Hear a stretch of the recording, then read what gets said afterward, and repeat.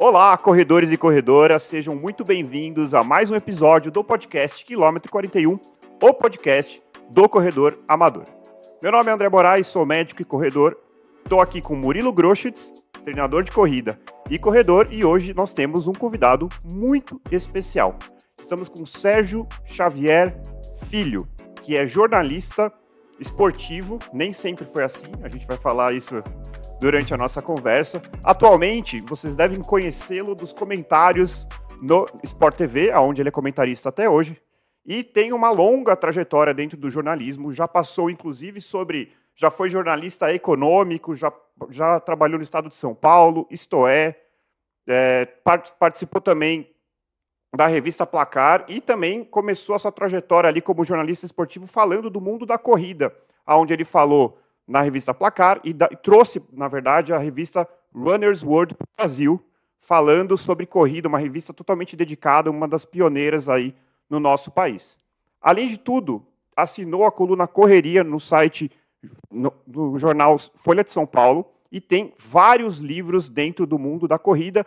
O mais conhecido, Operação Portuga, acho que é um best-seller aí dentro do mundo da corrida. Além disso, tem outros livros que a gente vai falar ao longo desse podcast, mas também tem o livro Correria, Vidas Corridas e Boston, a mais longa das maratonas. Sérgio, seja muito bem-vindo ao nosso podcast. Um prazer estar com vocês. Um longo currículo, né? Mas é que eu estou ficando velho, então a gente vai acumulando experiência, então o currículo vai ficando meio longo. Mas o que nunca mudou é um pouco a paixão pelo esporte. Isso aí foi algo que permeou a minha vida e eu sigo assim, né? E é ótimo que a gente esteja conversando aqui sobre esporte. Maravilha. Sérgio, obrigado. Primeiramente, olá a todos os nossos ouvintes. Sérgio, mais uma vez, obrigado aí por ter aceitado participar do nosso podcast. E a gente gostaria de saber um pouquinho da sua história, né? Então, como é que foi a escolha pelo jornalismo? Como que foi o começo da sua carreira?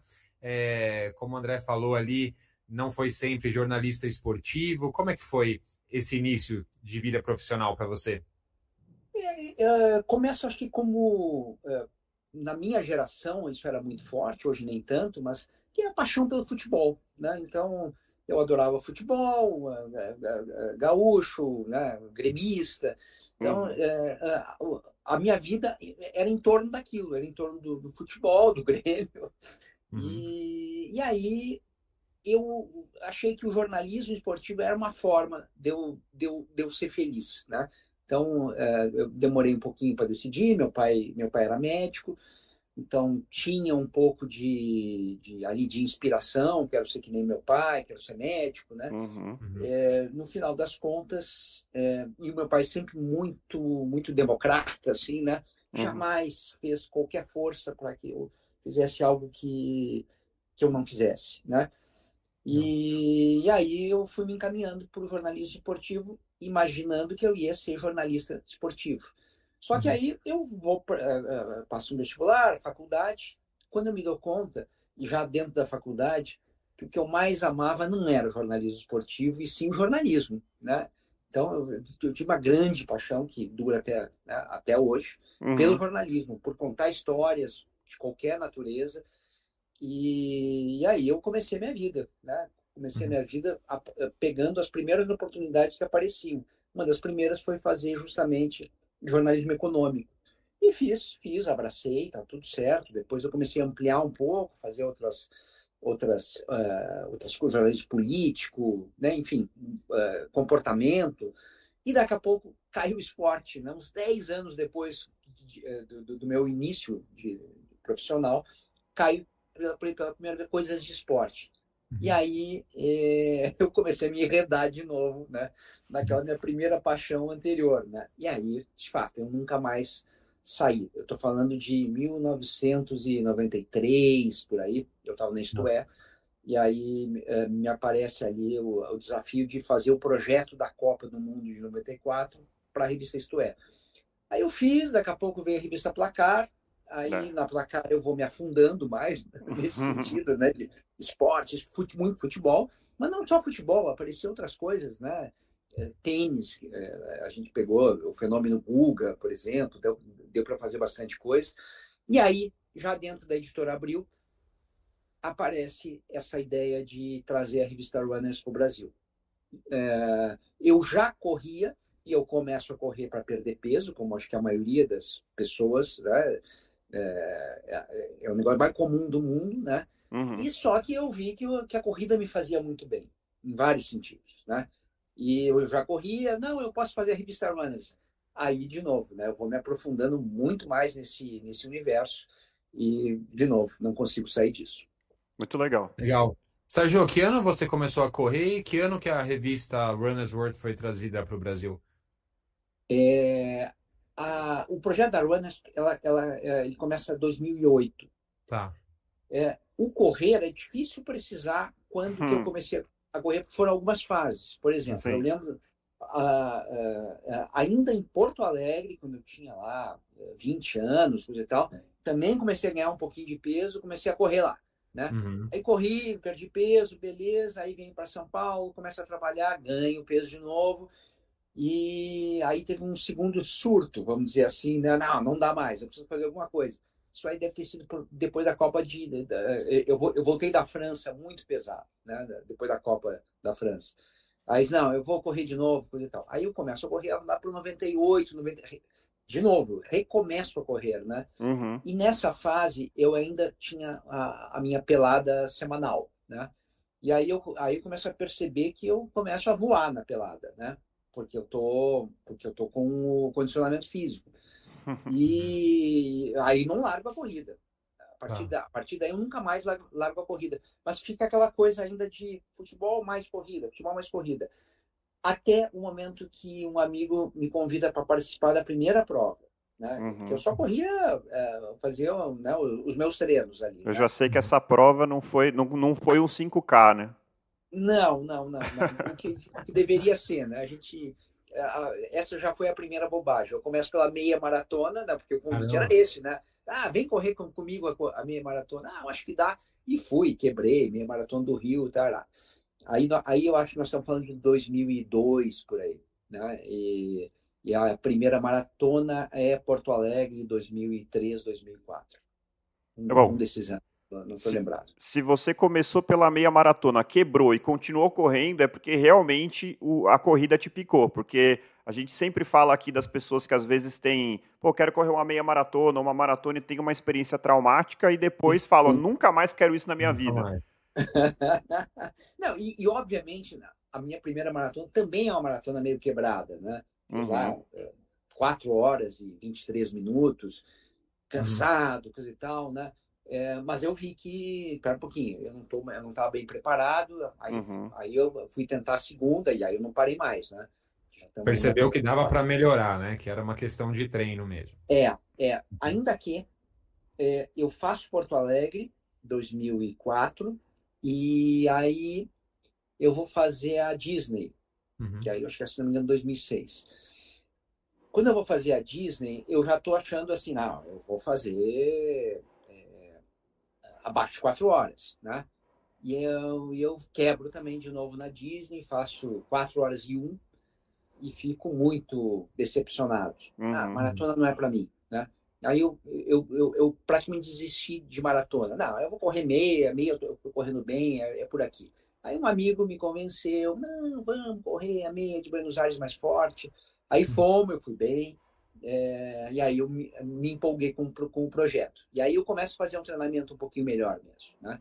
E aí me preparo. A terceira maratona é Paris. E aí eu já estou com... eu estou tomando gel, por exemplo. Eu não tomava nada. Isso é. Eu cometia muita bobagem, né? Então, assim, eu faço a preparação, faço os longos certinhos, tomo gel durante a prova, me preocupo mais com água, com hidratação, e aí eu faço uma ótima maratona. Talvez a que eu mais tenha sido feliz, não foi a mais rápida, mas eu fiquei muito, muito, muito feliz. Foi esse Paris 2:36 e 13:36 e foi sensacional, porque eu cheguei muito bem, cheguei voando, assim, o melhor quilômetro foi o último. E aí, isso é bom demais. Como é legal, né? Então, essa para mim foi a melhor, que foi a maratona de todas, a que eu cheguei melhor. Chegar bem numa maratona, a gente é difícil para burro, mas quando acontece é uma maravilha, né? É um Sim. espetáculo. Sinal que tudo deu certo, né? Desculpa, André, mas só queria perguntar para o Sérgio como que eram os seus treinos, assim? Alguém te orientava? Você participava de alguma assessoria? Você pegava informações já com amigos? Como que funcionava? Olha, eu sempre metido a autodidata, né? Uhum. Então eu tinha esse problema. Aí eu vou e faço e começo a procurar planilha, internet, revistas, né? Uhum. Contra-relógio, acho que a O2 não sei se veio depois, talvez tenha vindo depois. Contra-relógio com certeza. Uhum. Mas eu tô lá pesquisando e aí começo a pegar uns autores gringos e olho, faço uma adaptação. Eu fui nessa. Quando mais tarde, até então sem assessoria. Lá por 2004 eu começo a ficar amigo do Marcos Paulo Reis, né? E que de vez em quando me dava uma dica ali, mas para mim não fazia nenhum sentido eu entrar numa assessoria, porque eu tinha os meus horários muito específicos. Eu gostava dessa história de eu ficar pesquisando as coisas. Quando eu começo a fazer a revista, a gente tem os colunistas, né? O Marcos Paulo Reis era um, o Mário Sérgio, da Run Fan, era outro, né? E aí o Mário Sérgio diz, não, você não pode treinar desse jeito, você vai treinar comigo. E aí eu comecei a treinar um pouco com o Mário Sérgio, e fiquei um tempo com ele mesmo, e foi ótimo, aprendi bastante, especificamente com o pupilo, né, do Mário Sérgio, foi o Daniel Neves, que depois abriu, acho que é DP1, DP1, né? E também aprendi muito e tal. Acho que a gente poderia ser um pouco mais humilde, né? eu tinha essa mania de achar que eu podia fazer as coisas sozinho. Você sabe que essa cultura de assessoria é muito característica do brasileiro, assim. Muito. Nos Estados Unidos, pelo menos as sondagens que eu fiz, assim, não é tão forte. As pessoas compram planilhas prontas, ou às vezes a pessoa troca planilha. Tem muito mais pessoas que se treinam, né, do que... É uma cultura muito forte. De corrida, né? Grupo Mas assim, assessoria. Tem muito essa figura do clube de corrida, né? Que é uma coisa colaborativa ali, mas não é assessoria.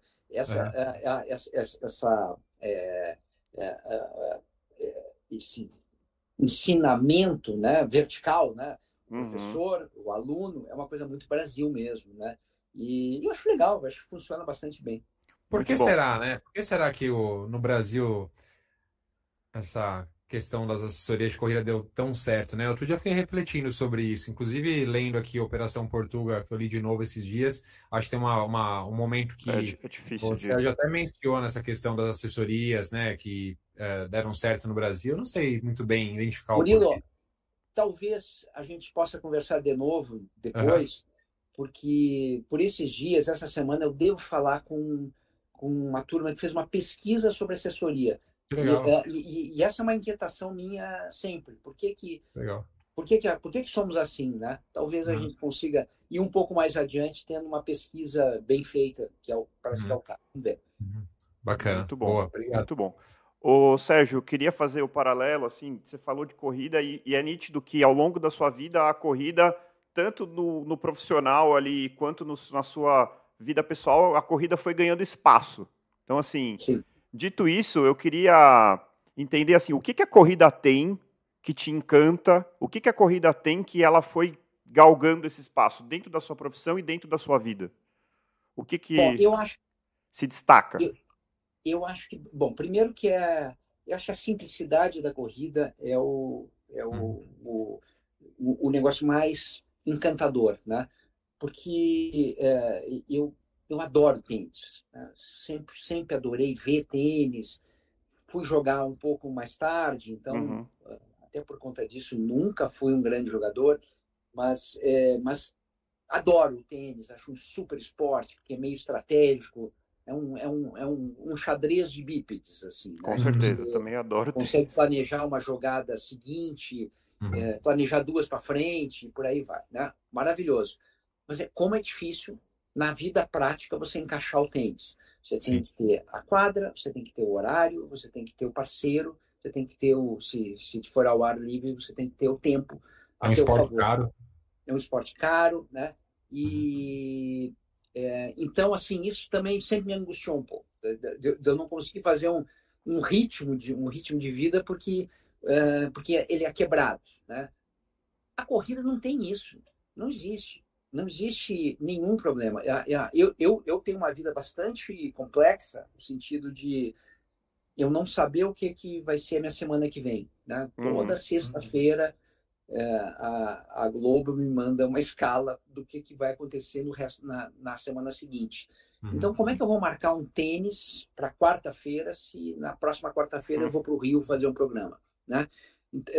Então, isso sempre me complicou um pouco. Com a corrida não tem isso. Não tem. Né? Ah, tá bom, eu vou para o Rio quarta, legal. Então, o treino da quarta eu faço na terça, e aí eu pulo para quinta. Você se remaneja, né? Dá para fazer isso porque ele é individual. Ao mesmo tempo, ele tem um negócio tão coletivo, né? E essa é a segunda parte do encantamento da corrida. Corrida não é um negócio que... não é aquela coisa de assim, musculação, que você vai pum, pum, pum, fez cinco flexões e é contigo, coisa e tal. Cara, corrida, eu vou para o Parque do Ibirapuera, onde eu geralmente treino, e dificilmente eu vou sair do parque sem ter conversado com 2, 3, 10 pessoas às vezes, né? Com conversas breves, oi, tudo bem, e às vezes conversas mais longas, né? De alguém tá fazendo um treino parecido, o cara se encaixa, a gente vai, conversa. A quantidade de coisas boas que eu já peguei da corrida nesses encontros, né? É enorme, assim, né? Porque é um esporte coletivo, é um esporte de conversa, é um esporte de compartilhamento. E aí o terceiro ponto, a corrida é extremamente competitiva, ou ela pode ser extremamente competitiva. Se você quiser, zero, não precisa competir. Né? Tem muita gente que não compete. Eu sempre fui extremamente competitivo. Então, a corrida é fundamental para eu começar a trabalhar essas pequenas metas do dia a dia ali, né? Quero correr, né, um pouquinho mais rápido, ou quero simplesmente correr o que eu corria há 2 anos, né? Para mim já tá bom isso, porque o tempo vai estar passando, a gente vai envelhecendo, você tem que ir fazendo umas tabelas de adaptação ali, né? Mas o fato é que olha a quantidade de coisas que a corrida vai te oferecendo, e é como se fosse um cardápio, né? Você pega ali o cardápio da corrida e você começa a escolher os itens, né? Tipo assim, sabe, salada, primeiro prato, sobremesa, você vai pegando. Então, eu pego ali, eu vou pegar sabe, 10 miligramas de competitividade, 5 de sociabilidade, e você monta o teu prato, né? E o meu prato de hoje, da corrida, não é o mesmo de há 15 anos. Há 15 anos era mais competitivo, hoje é menos. Talvez daqui a pouco volte a ser, né? Porque você vai montando esse formato, que é um formato individual dentro de algo que não é só individual. É muito legal, Sérgio. Inclusive, o começo do seu livro, Operação Portuga, pelo menos o 1.0, não o 2.0, mais para frente a gente vai falar sobre os livros também. Você começa falando assim, né? Este livro não é sobre corrida, é sobre gente. Eu achei esse começo bem incrível, assim, porque é bem o que você acabou de falar, né? É um esporte individual, mas que tem muito de coletivo também. Seja na relação com outros corredores, seus colegas de treino, seja com aqueles conhecidos do parque, como você falou, a relação treinador-aluno também. Eu percebo muito isso na minha prática. No livro Correrias também tem uma parte que é o parteiro, né? Que eu achei incrível, porque aquela pessoa que quer, entre aspas, parir outros corredores, aquela pessoa que tenta convencer os outros de como é legal correr, né? E você até fala quantas pessoas que você já não, ao longo da sua trajetória, e por conta dessa socialização na corrida, né, senso de comunidade, essa questão do coletivo, quantas pessoas você já não trouxe para o universo da corrida, né? Então, o André também já fez isso com familiares dele, eu já fiz com amigos, com familiares, com alunos que entraram em contato pensando que, nossa, estou pensando em começar a correr, será que eu devo? Eu falo, não, vem cá, segura na mão dele, vamos junto que você vai conseguir. E quantas pessoas nós três aqui, outras pessoas que estão nos ouvindo, também já não convenceram a entrar nesse universo, né? Então tem muito de coletivo na corrida mesmo, eu acho isso muito bacana. Murilo, e tem o seguinte, isso que você está falando, eu levando para o lado profissional, isso também mudou meu jeito de ver a minha profissão. Porque quando eu entro no jornalismo, né, a minha ideia era ganhar o prêmio ESSO de jornalismo, que, né, era o super prêmio, né, da grande reportagem, de alguém que você desmascarou, né, uma tramóia, ou uma reportagem incrível, né? Esse era o meu objetivo de vida, né? No fundo, né, eu queria me destacar naquela profissão por isso. E beleza. Quando cai para mim a ideia de fazer a revista Runners, é uma revista que pratica não o jornalismo convencional, pratica o jornalismo de serviço. No jornalismo de serviço, você está trabalhando para o leitor. Você não está contando exatamente histórias, você está trabalhando aqui. Você está informando o leitor, fazendo que o leitor muitas vezes se transforme. E aí eu sempre olhei com quase que um certo desprezo o jornalismo de serviço. Isso aqui é legal, é preciso ser feito, mas não é o mais legal da vida. Quando eu começo a fazer a Runners, eu mudo completamente, porque essa possibilidade de você escrever algo ou falar, né, isso ser entendido e aquilo ser o início de uma mudança e aquilo ser usado por uma mudança daquela outra pessoa, muda o jogo completamente, né? Então, a tua função como ser humano é outra. Não é só ser um contador de história, mas ser um transformador. E aí a responsabilidade aumenta e o prazer aumenta demais. Então, eu fiquei muito absorvido por esse jornalismo de serviço, que se eu tô assim, eu fico imaginando você, Murilo, que é um educador de verdade, né? Que você vê o resultado diretamente. Sim. No meu caso é indireto, né? Eu coloco uma semente e, de alguma forma, alguém vai ter que alimentar, né? Alguém vai ter que irrigar essa semente para ela crescer. E aí depois essa pessoa pode até dizer, puxa vida, tudo começou quando eu li tal coisa. Maravilhoso, fiquei super feliz.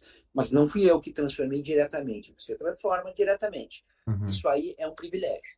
Legal. Com certeza. Você sabe, Sérgio, isso que você falou, você começou pelo ponto que, assim, a hora que você falou, eu falei, putz, é exatamente o que eu penso, da simplicidade, né? Assim, a gente fala isso recorrentemente aqui no podcast, eu até tenho medo de eventualmente ficar repetitivo, mas realmente a simplicidade é algo incrível na corrida. E o que a gente quer a gente vive um desafio aqui no podcast, que é trazer informação, ou seja, falando sobre treinamento de força, já falamos sobre zonas de treinamento, e a gente quer falar sobre várias coisas que são complexas, mas sem invalidar essa característica que eu julgo a principal da corrida, que é a simplicidade. Então esse é o nosso grande desafio, assim, a gente não quer complicar demais, né? E eu acho que isso esse jornalismo de serviço, né, que você, dentro da revista Runners, praticou. Acho que você fazer isso não é simples, né? Pode parecer muito mais desafiador e muito mais nobre você, como você falou, desmascarar uma tramóia ou uma história cabeluda, mas, na verdade, é algo extremamente complexo. Você traduzir, você trazer informação de qualidade numa linguagem que possa ser absorvida de forma leve, né?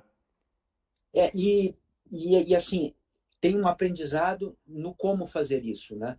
Quando a gente começa a fazer a Runners aqui no Brasil, tem 15 Runners no mundo e tem ainda tem, né? Um controle, né? Que é lá na Pensilvânia, que são os fundadores da Runners e tal. Então tem lá Runners Japão, Alemanha, México, estão em todo mundo.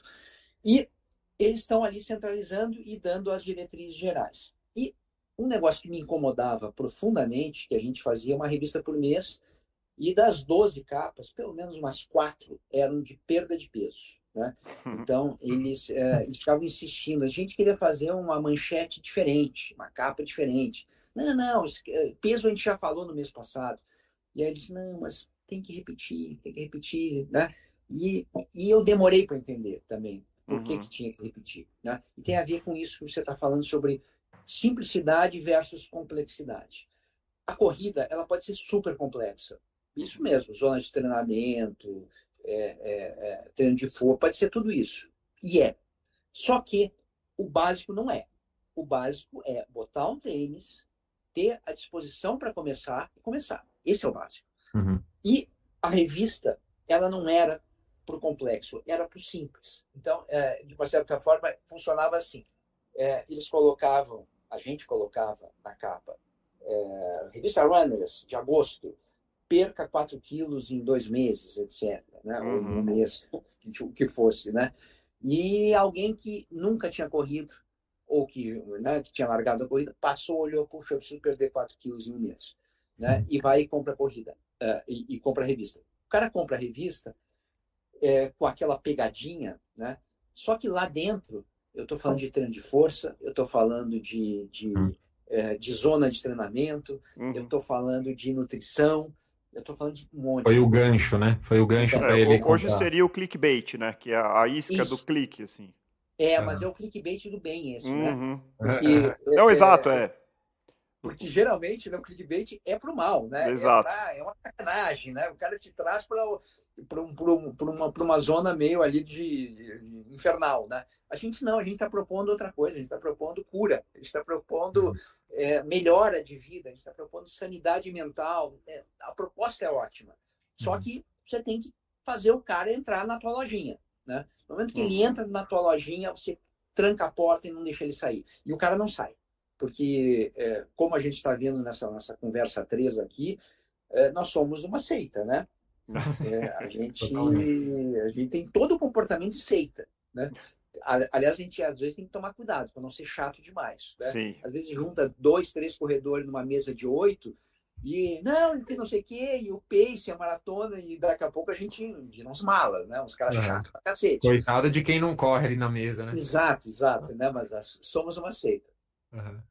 Mas é muito interessante, né, Sérgio e André, que assim, como o André me falou, em vários episódios a gente já mencionou essa questão da simplicidade da corrida e que hoje em dia tem ali um lado muito comercial também, tentando fazer com que a corrida fique mais complexa, principalmente do ponto de vista dos equipamentos, o tênis tem que ser de placa, tem que ser o mais caro, o GPS tem que ser o de ponta, e não é bem por aí, né? O básico da corrida, para você começar, é muito mais simples do que isso, né? A gente sempre reforça esse ponto, mas às vezes, até por conta das redes sociais, tudo que a gente vê, aquela pessoa que quer começar a correr fica um pouco assustada, né? Parece aquela pessoa que gosta de beber vinho, mas fica meio assustada com um monte de termo técnico, um monte de informação, notas aromáticas e não sei o quê. Mas o básico é muito mais fácil. É você beber um vinho, você gosta, é a mesma coisa. Corra, compra um tênis minimamente específico ali da corrida, começa a correr, desde que, claro, sua saúde esteja em dia, né?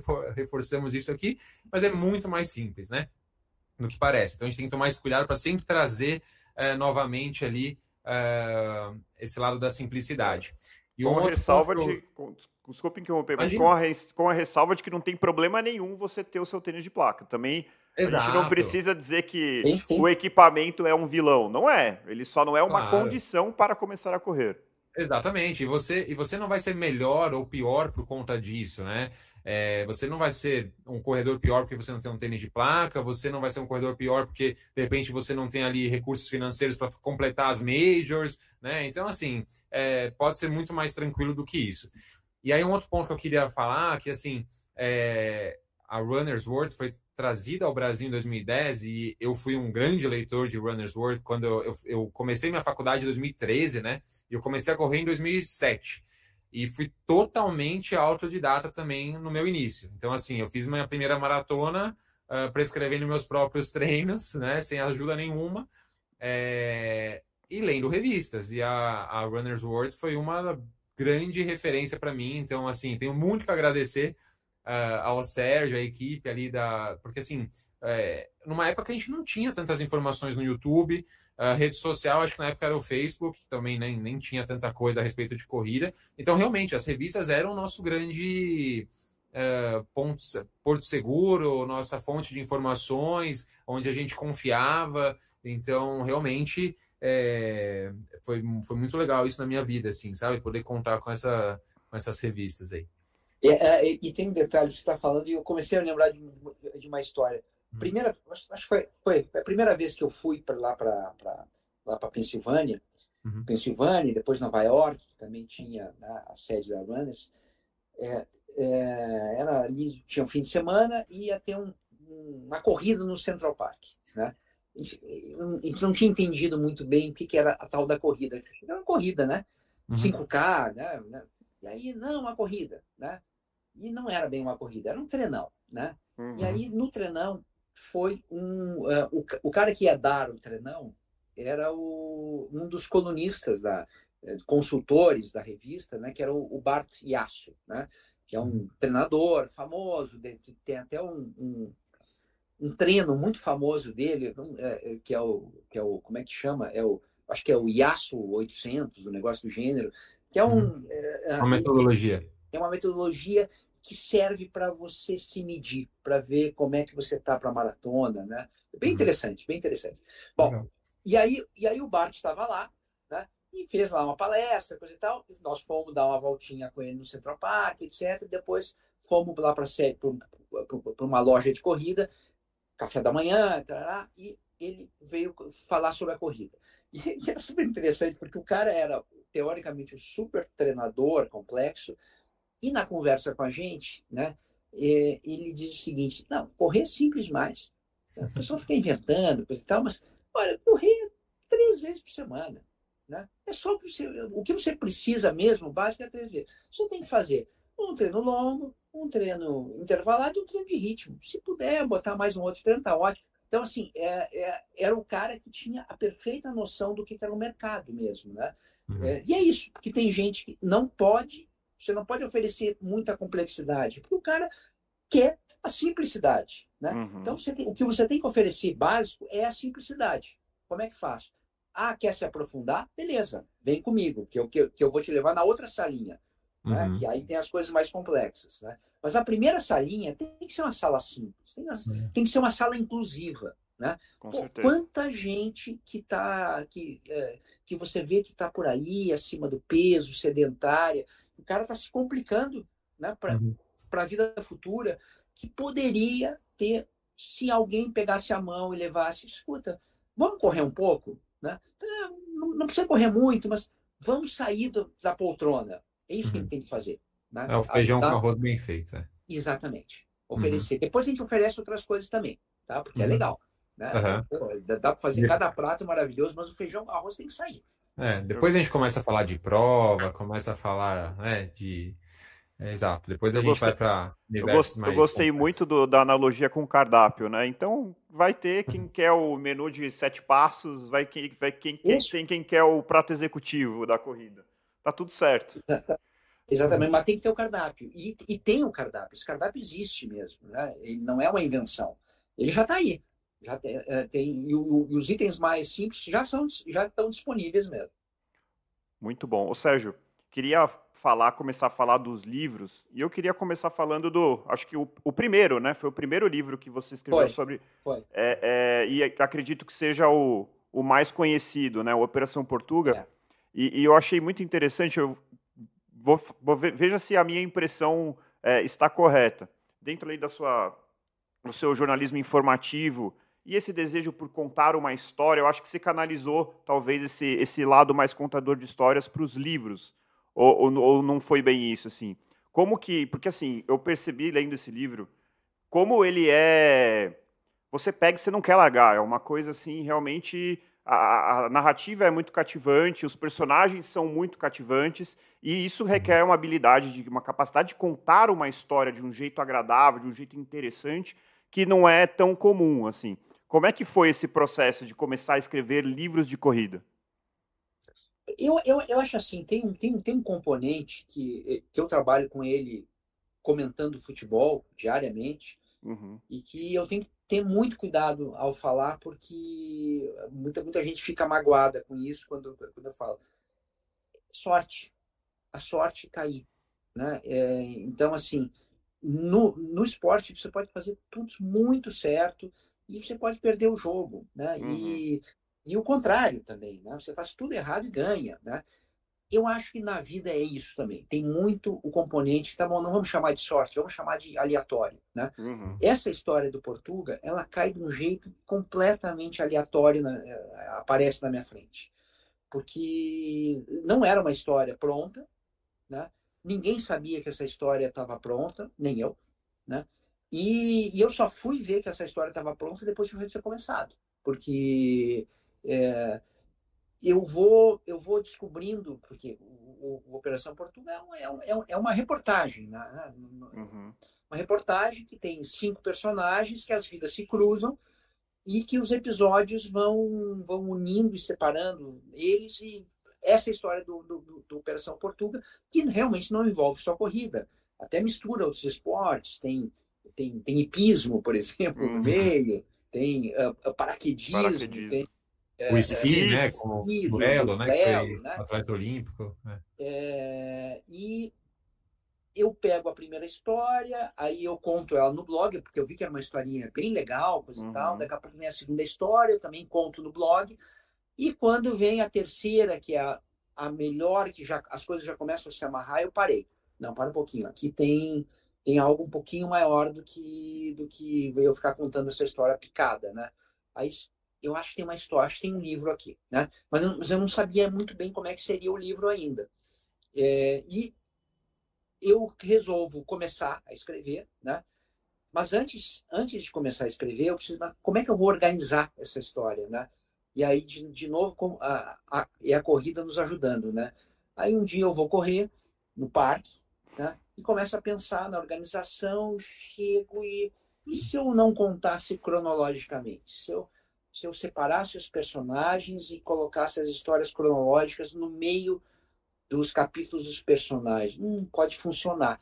Aí eu chego em casa, vou tomar banho. Quando eu tomo banho, eu estou lá embaixo do chuveiro, as coisas clarearam. Eu já vi os capítulos, né? Aí beleza. Aí sim eu vi que eu tinha o livro, né? Fui, escrevi, tive que fazer mais reportagem, etc. E quando eu já tenho mais ou menos escrito, a certeza que eu tive que, de fato, não era uma história só de corrida foi quando eu fui fazer um longão na USP com um amigo que treinava parecido comigo, e o Marcão chega, não é o Marcos Paulo Reis, é o Marcos Bigongiari, o nome dele. E aí era um longão, tinha bastante tempo. Deixa eu te contar o livro que eu estou escrevendo, né? Assim, assim, assim, esse cara, que legal, não sei o que, coisa e tal. Ele é corredor, foi maravilhoso, coisa e tal, não tem nada, né? Ele vai para casa, vai falar com a mulher médica, com a mulher dele que é médica, que não é da corrida, e aí diz, puxa, eu contei para uma mulher, ela chorou com a história, né? Mas, eu acho que eu tenho um livro, né? Porque ela nem leu o que eu escrevi, mas pegou a história, né? E conseguiu se emocionar com ela, né? E história com emoção geralmente funciona bem. Então esse foi mais ou menos o processo. Quando a gente lança o livro, a gente nunca sabe, né, qual será a resposta, né, do público. A resposta foi também muito permeada na emoção, né? As pessoas foram se emocionando e aí vira o boca a boca, né? Um conta para o outro, etc. De fato, é um livro que nunca parou de vender, a ponto de a gente ter que fazer uma atualização dele, né? Que é o Operação Portuga 2.0, que é justamente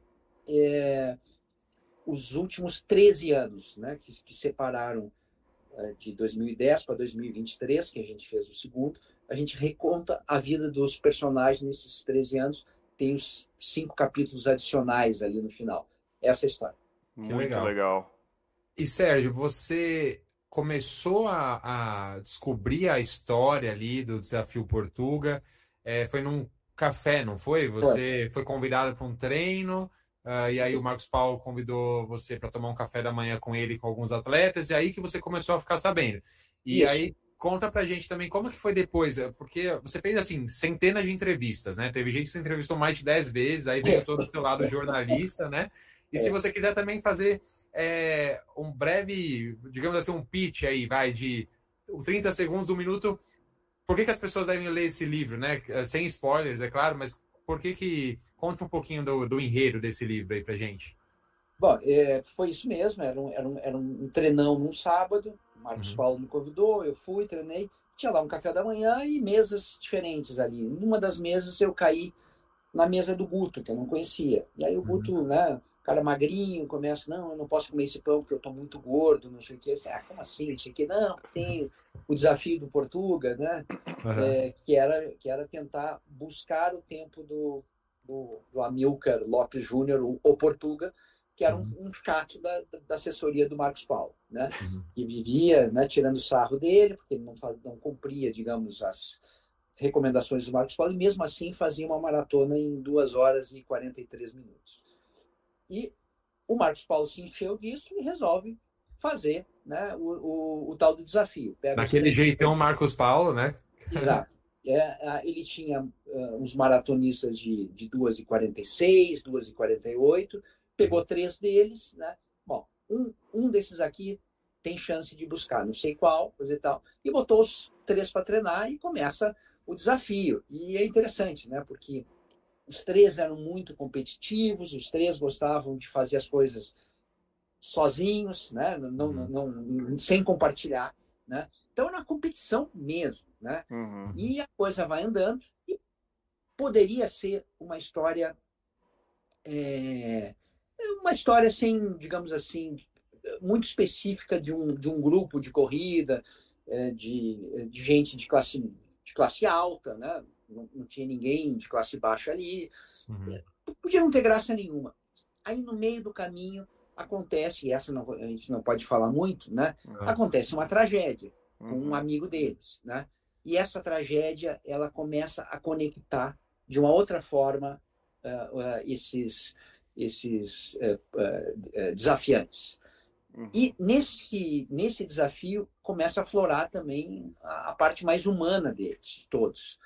E o livro acho que pega por aí. Eu acho que ele pega porque não é só esporte, não é só o desafio esportivo. É camaradagem, é o compartilhamento de sentimentos, e aí vira a vida mesmo, né? Olá, corredores e corredoras. Eu vou parar por aqui a primeira parte desse episódio, que eu tenho certeza que você está gostando. E semana que vem você confere a parte 2 desse papo incrível com o Sérgio Xavier Filho. Então, encontrem o seu motivo para continuar correndo e nós nos encontramos no próximo quilômetro 41. Até lá!